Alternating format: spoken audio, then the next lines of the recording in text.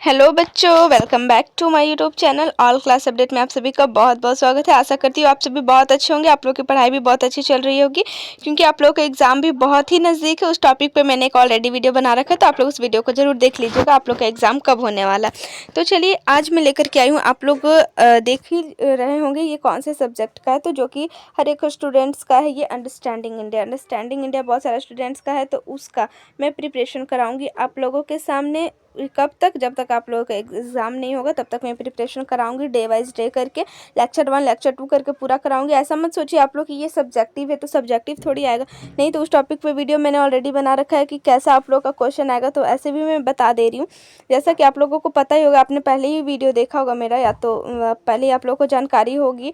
तो आप लोगों का अंडरस्टैंडिंग इंडिया का तो क्वेश्चन ऑब्जेक्टिव ही आता है, लेकिन इतना जान लीजिए जब तक आप लोग सब्जेक्टिव नहीं पढ़ेंगे तब तक आप लोगों का ऑब्जेक्टिव नहीं बनेगा। तो ये मेरे पास एक कुछ बुक्स हैं, तो उससे मैं सब्जेक्टिव लेकर के आई हूँ। इसी से मैं आप लोगों को सब्जेक्टिव भी बताऊंगी और इसी से ऑब्जेक्टिव का भी क्वेश्चन मैं प्रैक्टिस करवा रही हूँ। आप लोग वीडियो को पूरा देखिएगा। और अगर आप लोगों को सिर्फ ऑब्जेक्टिव वीडियो चाहिए होगा तो आप लोग मुझे कमेंट कीजिएगा कि मैं सब्जेक्टिव समझा करके ऑब्जेक्टिव आप लोगों को बताऊँ, या फिर डायरेक्ट आप लोगों को चाहिए ऑब्जेक्टिव का ही वीडियो, तो आप लोग मुझे कमेंट कीजिएगा। देखिए यहाँ पे पहला क्वेश्चन है जो कि आप लोग का सिलेबस से ही रिलेटेड पूरा मैं लेकर के आई हूँ। तो आप लोग देखिए यहाँ पे भारत की स्थिति एवं विचार तथा पड़ोसी देशों के साथ सीमाओं की विवेचना कीजिए। तो देखिए इससे आप लोगों का इस एक टॉपिक है, पर डे में एक टॉपिक लेकर के आऊँगी, लेकिन उससे आप लोगों के कई सारे ऑब्जेक्टिव क्वेश्चंस बन पाएंगे। आप लोग आज का वीडियो देखिए, उसके बाद अच्छा लगेगा तो आप लोग मुझे कमेंट कीजिएगा। नेक्स्ट वीडियो में पर डे लेकर के आऊँगी आप लोगों के लिए। अगर ऑब्जेक्टिव ही सिर्फ चाहिए होगा तो वो भी मुझे कमेंट कीजिएगा। तो जैसा मुझे आप लोगों को चाहिए होगा वैसा ही मैं वीडियो लेकर के आऊँगी। तो आज का वीडियो देखिए, जो भी नए स्टूडेंट्स हैं तो चैनल को सब्सक्राइब कर लीजिए। प्रिपरेशन बहुत अच्छी कराई जाएगी आप लोगों की। तो देखिए फर्स्ट क्वेश्चन मैं पढ़ के बता ही दी हूँ। तो यहाँ पे आप लोगों को पूछा भारत की स्थिति एवं विचार और उसके पड़ोसी देशों के साथ जो सीमा मतलब आती है उसकी विवेचना करना है। तो देखिए यहाँ पे कुछ सब्जेक्टिव हैं, आप लोगों का आंसर डिस्क्राइब किया हुआ है, लेकिन आप लोगों को इसे मैं ऑब्जेक्टिव क्वेश्चन बताती हूँ। देखिए पहले इसे पढ़ लेती हूँ। भारत दक्षिणी एशिया में हिंद महासागर के शीर्ष पर अवस्थित है। तो यहाँ से आप लोगों को पता चल रहा है, एक लाइन से आप लोग सोचिए, एक लाइन से एक क्वेश्चन बन रहा है। तो आप लोग यहाँ पे सोच सकते हैं इसमें इस टॉपिक का आंसर कितना बड़ा है, तो उससे आप लोगों के कितने क्वेश्चंस बन पाएंगे, अराइज हो पाएंगे। तो इसलिए आप लोगों को सब्जेक्टिव का नॉलेज होना ही चाहिए, क्योंकि अगर सब्जेक्टिव नहीं होगा तो ऑब्जेक्टिव नहीं हो पाएगा। तो इसलिए देखिए इसे आप लोगों का फर्स्ट ही लाइन से आप लोग देख लीजिए, भारत दक्षिणी एशिया में हिंद महासागर के शीर्ष पर अवस्थित है। तो यस, ये आप लोगों का हो गया एक क्वेश्चन। भारत कहाँ पर अवस्थित है, तो दक्षिण एशिया में हिंद महासागर के शीर्ष पर अवस्थित है। ये आप लोगों का पहला ऑब्जेक्टिव हो गया। आप लोग काउंट करते जाइएगा कितना आप लोगों का क्वेश्चन हो पा रहा है। उसके बाद देखिए पूर्वी गोलार्ध में भारत की केंद्रीय स्थिति है। तो भारत की केंद्र कहाँ पर है, तो ये पूर्वी गोलार्ध में है। आप लोग सोचिए कितना ऑब्जेक्टिव बन पा रहा है यहाँ पे। फिर देखिए भारत की मुख्य भूमि 8 डिग्री 4 मिनट से 37 डिग्री 6 मिनट उत्तरी अक्षांश तथा 68 डिग्री 7 मिनट से 97 डिग्री 25 मिनट पूर्वी देशांतर के मध्य स्थित है। तो ये जो आप लोग का मान दिया हुआ, वैल्यू दिया हुआ, ये आप लोग याद कर लीजिएगा, क्योंकि ये आप लोगों को ऑब्जेक्टिव क्वेश्चन में पूछ लिया जाता। उसके बाद देखिए लेकिन भारत का दक्षिणतम भूमि छोर बंगाल के खाड़ी में विस्तृत अंडमान निकोबार द्वीप समूह के ग्रेट निकोबार द्वीप के दक्षिण छोर पर स्थित है। तो यहाँ पे आप लोगों को पता चल रहा है यहाँ विस्तार इसका कहाँ तक है भारत का। तो आप लोग देख लीजिए, बंगाल की खाड़ी से लेकर के अंडमान निकोबार तक उससे भी लेकर के समूह के ग्रेट निकोबार द्वीप के दक्षिणी छोर तक स्थित है। मतलब समझ लीजिए बंगाल की खाड़ी से लेकर के दक्षिणी छोर तक आप लोगों का इसका विस्तार है। उसके बाद देखिए जिसे इंदिरा पॉइंट कहा जाता है। तो आप लोगों को क्वेश्चन पूछ लिया जाता है ऑब्जेक्टिव में ही। जैसे ये जो आप लोग का एक लाइन दिया हुआ है ना कि भारत का दक्षिणतम भूमि जो बंगाल की खाड़ी से विस्तृत होकर अंडमान निकोबार से लेकर के दक्षिणी छोर तक स्थित होता है, तो इसे क्या कहा जाता है। तो ये फिर से आप लोग का ऑब्जेक्टिव बना, जिसे क्या कहते हैं, तो इंदिरा पॉइंट कहा जाता है। या तो फिर ऐसे भी क्वेश्चन आ सकते हैं, इंदिरा पॉइंट कहा जाता है डैश, और आप लोग को 4 ऑप्शंस दिए जाएंगे। जैसे बंगाल की खाड़ी से आप लोग का दक्षिणी छोर आ गया, कभी आ जाएगा, आप लोगों का कुछ भी आ सकता है। तो उससे आप लोग पढ़ लिए हैं, तो आप लोग के लिए तो ऑब्जेक्टिव बहुत ही आसान हो जाएगा। उसके बाद देखिए इंदिरा पॉइंट 6 डिग्री 30 मिनट्स उत्तरी अक्षांश पर स्थित है। तो यहाँ पे आप लोगों को पता चल गया इंदिरा पॉइंट कहाँ स्थित है, तो यहाँ पे आप लोगों का स्थित है। यही कारण कि हमारे देश का अक्षांशीय विस्तार इतना से इतना उत्तर माना जाता है। तो ये आप लोग याद कर लीजिए। उसके बाद है वास्तव में भारत का दक्षिणतम बिंदु कन्याकुमारी ना होकर इंदिरा पॉइंट है। तो यहाँ पे आप लोगों को एक और बहुत बड़ी बात आप लोगों को पता चली है, इसका जो दक्षिणतम बिंदु को क्या कहा जाता है। तो कन्याकुमारी भी ऑप्शंस में आएगा, इंदिरा पॉइंट भी आएगा, बहुत सारे आएंगे, लेकिन उसमें आप लोगों का आंसर जो होगा इंदिरा पॉइंट होगा। बहुत सारे स्टूडेंट्स इसमें कन्याकुमारी कर देंगे, क्योंकि बहुत सारे स्टूडेंट्स पहले से जानते हैं, कन्याकुमारी का नाम सुने, इंदिरा पॉइंट का बहुत कम ही सुने होंगे। तो Indira point is the right answer. उसके बाद देखिए, यहाँ तक ही आप लोग सोच लीजिए कितना आप लोगों का ऑब्जेक्टिव बन गया। तो वीडियो को पूरा देखिए, बहुत सारे ऑब्जेक्टिव क्वेश्चंस आप लोगों को मिलेंगे। अगर आप लोगों को चाहिए होगा कि मैं सबका एक ग्रुप, मतलब जितने क्वेश्चन से राइज हो रहे सबको मैं एक जगह टाइप करके या मैं लिख करके वो लेकर के आऊँ, तो वो भी चाहिए होगा, तो आप लोग मुझे कमेंट कीजिएगा, वो भी प्रोवाइड कर दिया जाएगा। तो आप लोग मुझे कमेंट कीजिएगा। उसके बाद देखिए, यहाँ पे कर्क रेखा भारत के लगभग मध्य से होकर गुजरती है। अब कहाँ से गुजरती है? तो मध्य से होकर गुजरती है कर्क रेखा, जो कि बहुत सारे स्टूडेंट्स को पता होगा। तथा भारत के दो भागों, उत्तरी भारत तथा दक्षिणी भारत में विभक्त करती है। मतलब आप लोगों को पता होना चाहिए कि दो भाग में तो मतलब मध्य से होकर गुजरती है। तो अब मध्य किस तरह, ऐसे मध्य या तो फिर ऐसे मध्य। तो आप लोगों को मैं बता दे रही हूँ, आप लोगों को मध्य इस टाइप से। क्यों? क्योंकि आप लोगों को यहाँ पे दिखाया गया है, आप लोगों को ये उत्तरी भारत और दक्षिणी भारत में इसे विभक्त करता है। तो आप लोग यहाँ पे मैं बता दे रही हूँ, ये आप लोगों को ईस्ट होता है, ये आप लोगों का वेस्ट, और ये आप लोगों का नॉर्थ, ये आप लोगों का साउथ, पूरब, पश्चिम, उत्तर, दक्षिण। तो यहाँ पे बोला गया है उत्तरी और दक्षिणी भाग में विभक्त करती है, मतलब उत्तरी या तो आप लोगों का ये होगा आप लोगों का लाइन। क्यों? क्योंकि आप लोगों को यहाँ पे बताया गया, देखिए ये वाला। क्यों? क्योंकि आप लोगों को जैसा कि बताया गया है, ये उत्तरी और दक्षिणी भारत में इसको विभक्त करता है। तो ये लाइन के कारण ही आप ये हुआ आप लोगों का कर्क रेखा। तो चलिए उसके बाद आगे बढ़ते हैं क्या है। तो उसके बाद आप लोग देखिए, यहाँ से आप लोगों का बन रहा है कि विभक्त रेखा मतलब जो कहाँ से किसे विभक्त करती है, तो भारत को उत्तरी भारत और दक्षिणी भारत में। कौन? तो कर्क रेखा।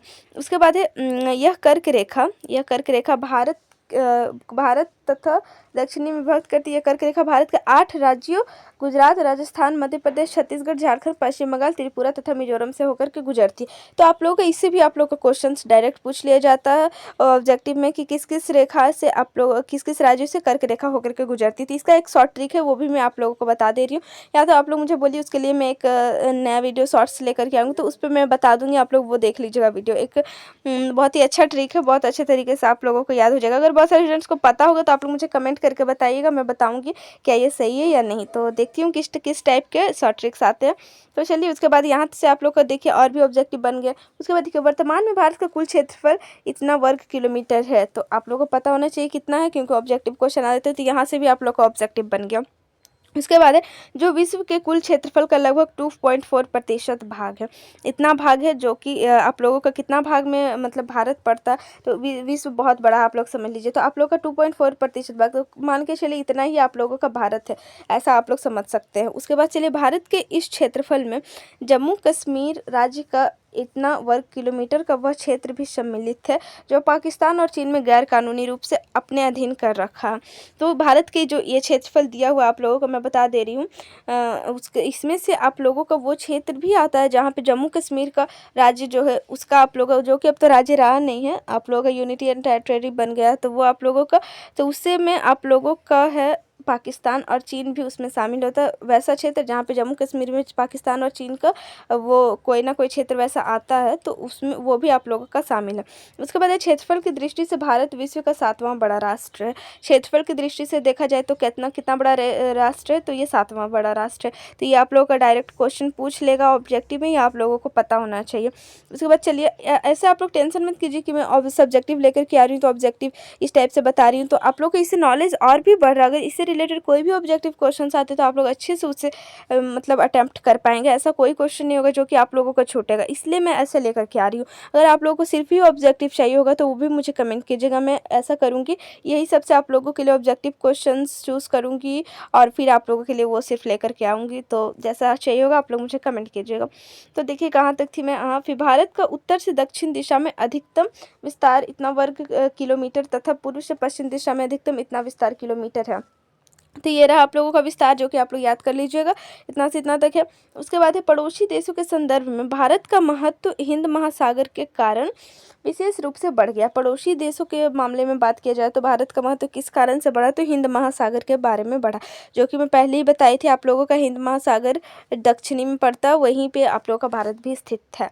तो हिंद महासागर द्वारा भारत का संबंध पूर्वी एशिया, दक्षिण पूर्वी एशिया तथा पश्चिमी एशिया के प्रमुख देशों से हो रहा है। तो हिंद महासागर के द्वारा ही आप लोगों लोगों का जो भी मैं बता रही हूँ पूर्वी एशिया, दक्षिणी पूर्वी एशिया तथा पश्चिमी एशिया के इससे आप लोगों का कांटेक्ट हो रहा है इंडिया का।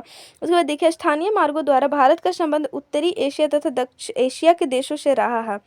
उत्तरी एशिया तथा दक्षिण एशिया होना चाहिए यहाँ पे रहा। हिमालय के तटों व घाटियों से होकर भारत के बौद्ध भिक्षु तिब्बत, चीन, कोरिया तथा जापान देशों में हो गए। वहीं पश्चिम तथा उत्तर की ओर से अनेकों आक्रमणकारी भी स्थलीय मार्गों द्वारा का अनुसरण कर भारत में आए। तो ये आप लोगों को पता होना चाहिए, ये सब आप लोगों के भारत में किस टाइप से कौन कौन से आए थे सबसे पहले, तो ये आप लोगों का है, लेकिन ये उतना इंपॉर्टेंट नहीं है। जो भी इंपॉर्टेंट था इसके ऊपर जितना इंपॉर्टेंट है मैंने जितना आप लोगों को दिखाया है, स्क्रॉल कर दी हूँ मैं, तो जितना क्यों ना वो सारा आप लोगों के लिए इंपॉर्टेंट होने वाला है। उसके बाद देखिए यहाँ तक तो नहीं, उसके आगे दिखाती हूँ मैं।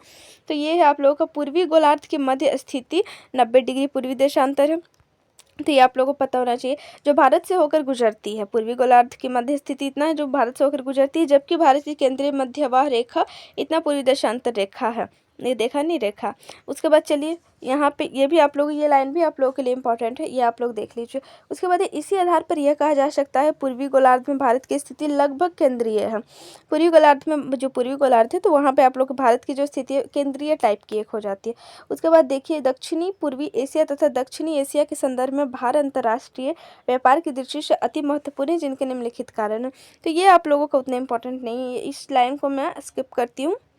आप लोगों को मैं दिखाती हूँ यहाँ पे कुछ कुछ पॉइंट्स आप लोगों का हो सकता है ऑब्जेक्टिव के लिए, तो जो ऑब्जेक्टिव के लिए इंपॉर्टेंट है मैं वही लेकर के आई हूँ आप लोगों के लिए, वही मैं बताऊंगी, ऐसा नहीं है। तो देखिए दक्षिणी पूर्वी एशिया के देश भारत के पूर्वी भाग में स्थित है, जिनके व्यापारिक संबंध पश्चिमी देशों से सामुद्रिक मार्गों के माध्यम से। तो ये आप लोग का ये लाइन आप लोग देख लीजिए, दक्षिणी पूर्वी एशिया के देश भारत के पूर्वी भाग में स्थित है। दक्षिणी पूर्वी एशिया कहाँ, भारत के पूर्वी भाग में स्थित है, ये रहा। उसके बाद देखिए आप लोगों का स्वेज नहर से आप लोग एक पॉइंट पढ़ लीजिए। स्वेज नहर के निर्मित हो जाने से भारत को सामुद्रिक स्थिति अंतर्राष्ट्रीय व्यापार की दृष्टि से और भी महत्वपूर्ण होगी। तो आप लोगों को आ सकता है कि आप लोगों के लिए जो अंतर्राष्ट्रीय व्यापार की दृष्टि से कैसे रहा, तो स्वेज नहर के निर्मित हो जाने से और भी इसकी जो महत्वपूर्णता थी वो बढ़ गई थी। किसके कारण, तो स्वेज नहर के निर्मित होने के कारण। उसके बाद हम यहाँ पे एक पॉइंट आप लोगों का, भारत दक्षिणी एशिया के कृषि प्रधान देशों तथा पश्चिम के औद्योगिक देशों में मध्य एक महत्वपूर्ण कड़ी का कार्य करता है। तो भारत किस लिए फेमस है, किस लिए आप लोग प्रधानता के रूप में देखा जाता है, तो ये हो गया दक्षिणी एशिया में आप लोग के लिए कृषि प्रधान देशों तथा पश्चिमी में औद्योगिक देशों के नाम से ये बहुत ज़्यादा महत्वपूर्ण कार्य करता है। उसके बाद है भारत विश्व का, यहाँ पे आप लोगों के लिए कोई पॉइंट तो वैसा नहीं हो ऑब्जेक्टिव के लिए। उसके बाद देखिए यहाँ पे आप लोगों का कुछ पॉइंट्स थोड़ा यूनिक है, तो वो आप लोग देख लीजिए। यहाँ है पूर्व से पश्चिम तथा पश्चिम से पूर्व की ओर जाने वाले प्रमुख व्यापारिक मार्ग भारत से होकर ही जाती है। तो आप लोगों को ये पता होना चाहिए, जो भी पूर्व से पश्चिम की ओर कोई भी मार्ग जाती है तो वो व्यापारिक मार्ग तो भारत से होकर के ही जाती है, तो पूर्व से पश्चिम या पश्चिम से पूर्व। ये पूर्व पश्चिम आप लोगों को पता होना चाहिए, इधर साइड पूर्व होता है और इधर साइड पश्चिम होता है। इधर से इधर जाने वाली जितने भी मार्ग व्यापारिक मार्ग होते हैं सब भारत से होकर के ही गुजरती है। उसके बाद चलिए पश्चिम में स्वेज नहर तथा पूर्व में मलक्का जल डमरू, मध्य से आने वाले सभी जलपोतों को भारत से होकर ही गुजरना होता है। ये भी पॉइंट आप लोग के लिए ठीक है। उसके बाद देखिए अंतर्राष्ट्रीय सीमाएं हैं। अंतर्राष्ट्रीय सीमाएं में इसमें आप लोग का अंतर्राष्ट्रीय जो इंटरनेशनल बाउंड्रीज आते हैं, तो इसमें आप लोग का क्या है देख लीजिए। यहाँ पे उत्तर पश्चिम, उत्तर पूर्व में हिमालय, दक्षिण हिंद महासागर, पश्चिम दलदली कच्छ, ये आप लोगों को इम्पोर्टेंट नहीं है जहाँ तक मुझे लग रहा है। उसके बाद चलिए देख लेती हूँ आगे क्या है, तो ये सब भी आप लोग के लिए कुछ इम्पोर्टेंस तो नहीं है। इसी टाइप से आप लोगों का पॉइंट दिया हुआ है भारत के उत्तरी पश्चिमी से दक्षिणी, तो ये कुछ पॉइंट्स है, तो ये आप लोग देख लीजिए यहाँ पे क्या क्या सीमाएं हैं। तो हाँ यहाँ पे कुछ इंपॉर्टेंट पॉइंट दिख रही है, यहाँ पे ये देखिए मैं आप लोग के लिए लेकर के, हाँ देखिए यहाँ पे पॉइंट्स क्या, भारत के जम्मू कश्मीर राज्य के उत्तरी भाग में स्थित इंदिरा कॉल भारत के उत्तरी छोर पर स्थित ऐसा भाग है जहाँ भारत की अंतर्राष्ट्रीय स्थलीय सीमाएं अफगानिस्तान, पाकिस्तान तथा चीन से मिलती है। ऐसा एक आप लोग का इससे भी ऑब्जेक्टिव क्वेश्चन, बहुत ही इंपॉर्टेंट क्वेश्चन ये आप लोग का बन सकता है यहाँ पे, कि ऐसा कौन सा सीमा जिससे आप लोगों का अफगानिस्तान, पाकिस्तान, चीन तीनों मिलती है। तो इंदिरा कॉल भारत के उत्तरी छोर पर ऐसा भाग, इंदिरा कॉल आप लोग का ये आप लोग याद रखिएगा, जहाँ पे अफगानिस्तान, पाकिस्तान, चीन की तीनों सीमाएं एक जगह मिलती है। तो कौन है इंदिरा कॉल, ये आप लोग इंपॉर्टेंट क्वेश्चन। उसके बाद चलिए यहाँ पे आप लोगों को देख लेते हैं, यहाँ पे आप लोग का क्या है ना, हाँ, जो भी आप लोग की सीमा है ये आप लोग याद रख लीजिए। देखिए जैसे यहाँ पे भारत की उत्तरी सीमा, तो यहाँ पे आप लोग का इस सीमा का रेखा पूर्वी भाग भूटान से बर्मा की सीमा तक अरुणाचल प्रदेश में मैकमोहन रेखा के रूप में जाना जाता है। कौन सा, जो कि नदियों तथा पर्वतों शिखर द्वारा निर्धारित होती है, वो है मैकमोहन रेखा। आप लोग बस नाम आप लोग को सुना होना चाहिए, ऐसा नहीं कि आप लोग को ऑप्शंस आएगा तो आप लोग को अनजान सा फीलिंग होना चाहिए, ऐसा नहीं होना चाहिए। इसलिए मैं तो सब्जेक्टिव लेकर के आई हूँ, आप लोग का कोई भी क्वेश्चन बिना अटेम्प्ट किए जा ही नहीं सकता है। तो ये हो गया। उसके बाद चलिए, ये है रेड क्लिफ रेखा, इसमें इंपॉर्टेंट लाइन है। रेड क्लिफ हो गया, जैसे कि आप लोगों का ये सब सीमाएं आप लोगों को दिया गया, तो ये सब आप लोग देख लीजिए। उसके बाद है, इसके अलावा जम्मू कश्मीर राज्य में भारत तथा पाकिस्तान के मध्य इतना किलोमीटर की वास्तविकता नियंत्रण है, तो यहाँ तक देख लीजिए। पूर्वी सीमा है, तटीय सीमा, ये आप लोगों का बस यहीं तक। उसके बाद नेक्स्ट क्वेश्चंस मैं लेकर के आऊँगी, यहीं तक आप लोगों का लास्ट है। तो ये आप लोग देख लीजिए, तटीय सीमा रेखा कौन कौन सी है, पूर्वी सीमा कौन सी है, उत्तरी पश्चिमी सीमा कौन सी, ये सब आप लोग, उत्तरी सीमा, ये सब आप लोगों का है। तो ये सब आप लोग देख लीजिए। वैसे तो मैं जितना ऑब्जेक्टिव इंपॉर्टेंट है इस टॉपिक से, पड़ोसी देश से रिलेटेड, आप लोगों को पड़ोसी देश के बारे में ये पता होना चाहिए। तो पड़ोसी देश क्या होते हैं, ये एक मेरा लास्ट क्वेश्चन है जो कि मैं इस वीडियो में नहीं बताई हूँ, तो वो मुझे आप लोग कमेंट कर दीजिएगा। देखती हूँ आप लोग कौन से कमेंट बता पाते हो नहीं। वैसे जो समझदार होंगे तो उनको तो पता होगा। देख लीजिए, यहीं पे उसका आंसर है, मैं आप लोग को दिखा दे रही हूँ। जैसे कि यहाँ पे देख लीजिए, यहाँ पे भारत की स्थलीय सीमा से 7 पड़ोसी देश है, जो कि यहाँ पे दिखाया गया है। तो आप लोग मुझे फिर भी कमेंट कीजिएगा कितने लोगों को याद है, या तो कितने लोग ने, आप लोगों ने ये वीडियोस को पूरा देखा, उससे मुझे पता चल जाएगा। और आप लोग अगर मुझे कमेंट कर देते पड़ोसी देश का नाम, तो चलिए देखते मिलते हैं अब नेक्स्ट वीडियो में। अगर कुछ भी डाउट्स होगा तो आप लोग मुझे कमेंट कीजिएगा। वीडियोस किस टाइप का चाहिए वो भी मुझे कमेंट कीजिएगा, टॉपिक कमेंट कीजिए। आज का वीडियो कैसा लगा ये भी कमेंट कीजिएगा। इस टाइप के वीडियो आप लोगों को रेगुलर डे वाइज डे चाहिए, लेक्चर 1 लेक्चर 2 करके एग्जाम तक, तो वो भी मुझे कमेंट कीजिए। मैं पर डे आप लोगों के लिए प्रिपरेशन करवाऊंगी। और भी किसी सब्जेक्ट का ऐसा ही वीडियो चाहिए होगा तो आप लोग मुझे कमेंट कीजिएगा। चलिए मिलते हैं नेक्स्ट वीडियो में, तब तक के लिए बाय। और वीडियो को ज़्यादा से ज़्यादा शेयर कीजिए और चैनल को सब्सक्राइब कीजिए। हर एक अपडेट्स के लिए वीडियो को ज़्यादा से ज़्यादा शेयर कीजिए, ताकि हर एक स्टूडेंट तक प्रिपरेशन पहुँच सके। तो चलिए, अगर वीडियोज़ में आप लोगों को ऐसा चाहिए होगा कि सिर्फ ऑब्जेक्टिव क्वेश्चन चाहिए होगा तो वो भी मुझे कमेंट कीजिए। अगर इस टाइप से आप लोगों को चाहिए कि सब्जेक्टिव समझा करके आप लोग को ऑब्जेक्टिव बताऊं तो वो भी मुझे कमेंट कीजिएगा। चलिए, तो बाय बाय, मिलते हैं नेक्स्ट वीडियो में, तब तक के लिए बाय।